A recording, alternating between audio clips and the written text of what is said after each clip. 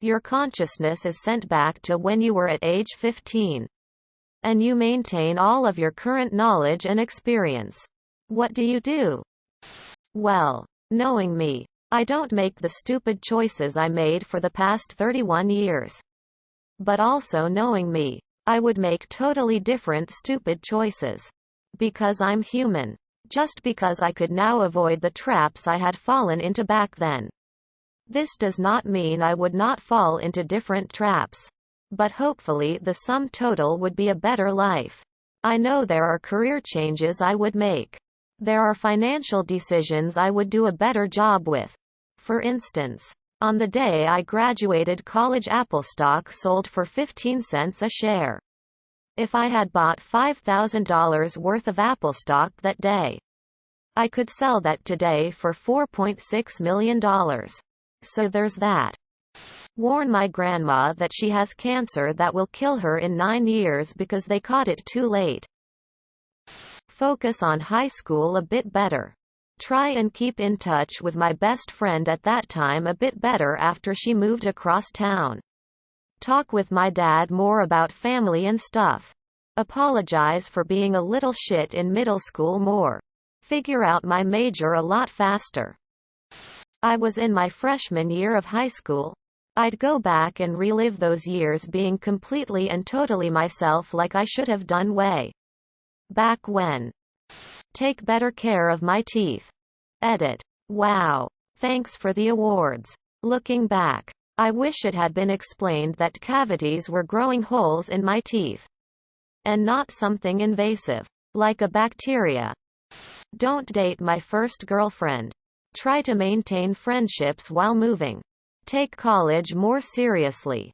Buy Bitcoin. Hug my grandparents more often. What common foods in your country are considered delicacies by foreigners? Water. Our tap water is perfect and no local ever buys bottled. Iceland.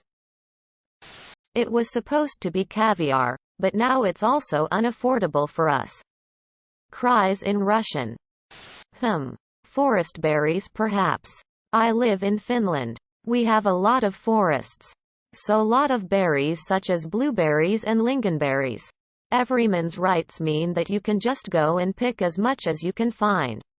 It's kinda one of those things where if you live near any forested area and are willing to spend time there come late summer, you'll probably have enough to last until next year in your freezer. We have so much berries that people from poorer countries, Thailand is a common one for some reason, are hired to pick them up. Because doing berry picking enough to actually profit monetarily is heavy work. And apparently the pay isn't worth it for most Finns. At the same time, forest berries are considered a superfood around the world. Very healthy and trendy. Dunno about actual delicacy status. But definitely a difference in how we think about them. Avocados here in Mexico, pretty common and cheap. We had some Japanese exchange students at our university in the US.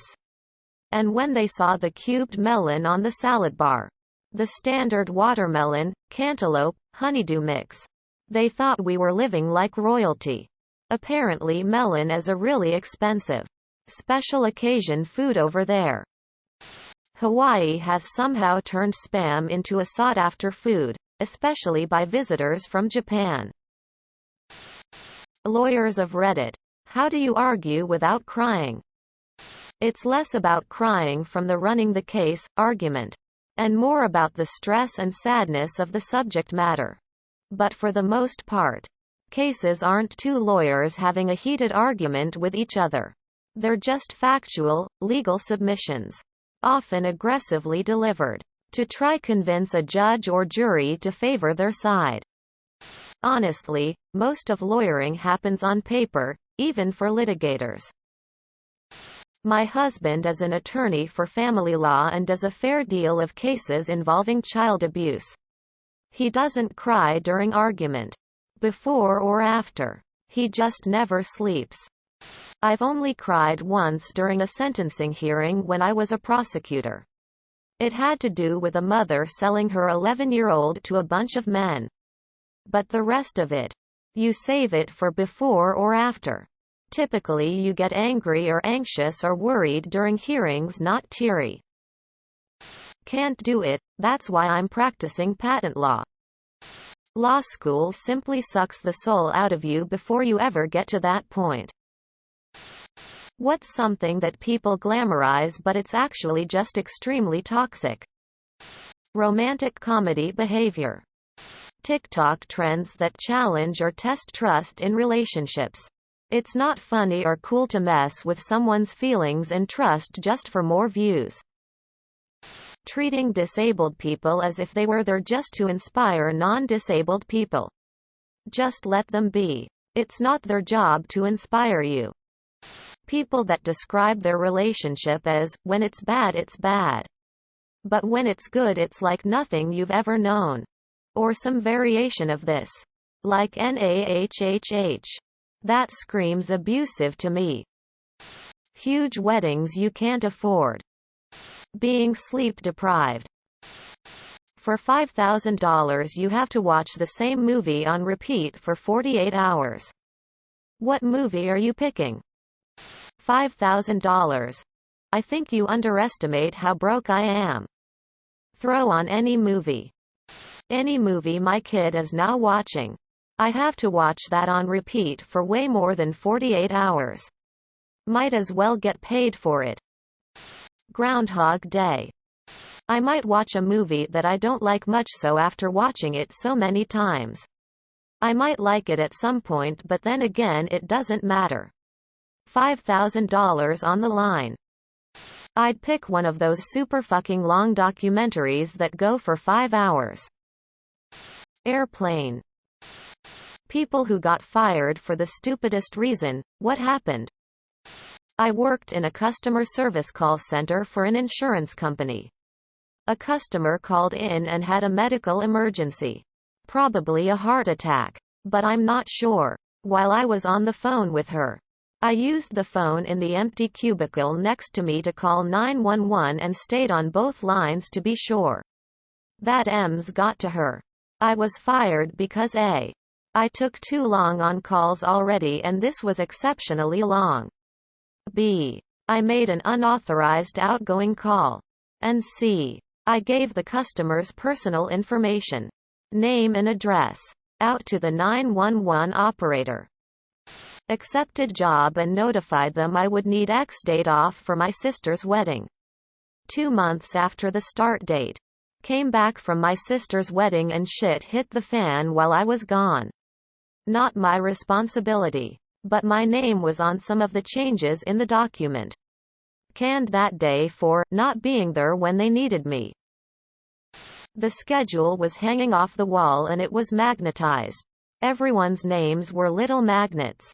Someone knocked it off the wall and thought they put the magnets back in the right places. Naturally, I didn't show up for my shift. I was fired the next day even after it came to light what happened because I should know what my shifts were. My first job ever was as a dishwasher. I was so proud. I was 18. Of course. My parents didn't believe me so my mom called them and asked them if it was true. They fired me that night because they felt I was unreliable. I have yet to let my folks live that one down. I broke my hand and got fired for asking to take a day off to go to the doctor. I never called in there once in the 5 years I worked there. During my senior year in high school, I was working at McDonald's. It was right after Christmas and we were really busy. I'd been there 4 hours. Had 2 to go. Was supposed to get a 30-minute break. Since we'd slowed down, I asked if I could have a break. The shift manager said no one was getting breaks. I said, thanks a lot. She told the assistant manager. Pretty sure they were sleeping together. That I told her to fuck off. He fired me on the spot. Wouldn't even let me give my side of the story. A week later I was working at Jack in the Box. Was a shift manager in 6 months. Did that through a couple years of college. Dropped out. Never wanted to go anyway. And moved up to assistant manager and then a couple years later. General manager. I remembered how shitty I was treated at McDonald's and made sure I treated my employees well. Had the third lowest turnover rate in a 95 restaurant region. Had the second highest average hourly pay. And number 2 in profit improvement. Take care of your people and they'll do the same for you. Subscribe, my brothers.